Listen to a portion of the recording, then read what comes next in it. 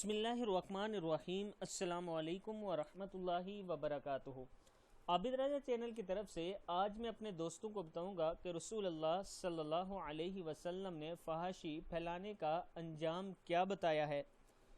اس سے پہلے میں اپنے تمام دوستوں سے گزارش کروں گا کہ اگر آپ نے ابھی تک میرے چینل عابد راجہ کو سبسکرائب نہیں کیا تو ضرور کر لیں، بیل آئیکن پہ کلک کریں، ویڈیو کو شیئر اور لائک ضرور کریں۔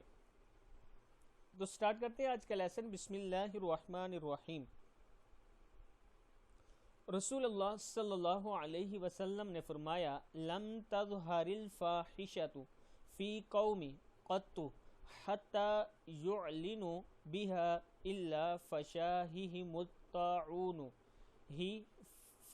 فشاہہم الطاعون والاوجاع التي لم تكن مضت فی اسلافہم الذین مضوا۔ جب کسی قوم میں علانیہ فحاشی، فسق، زناکاری، بدکاری ہونے لگے تو ان میں طاعون اور ایسی بیماریاں پھوٹ پڑتی ہیں جو ان سے پہلے کے لوگوں میں نہ تھی۔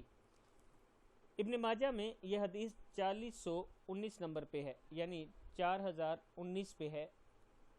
میں اپنے دوستوں سے گزارش کروں گا کہ ان برائیوں سے ہر ٹائم اللہ تعالیٰ کی پناہ مانگا کریں اور توبہ استغفار زیادہ سے زیادہ کیا کریں تاکہ اللہ تعالیٰ ہم سب کو معاف فرمائے اور ہمیں ان برائیوں سے بچائے۔ السلام علیکم ورحمۃ اللہ وبرکاتہ۔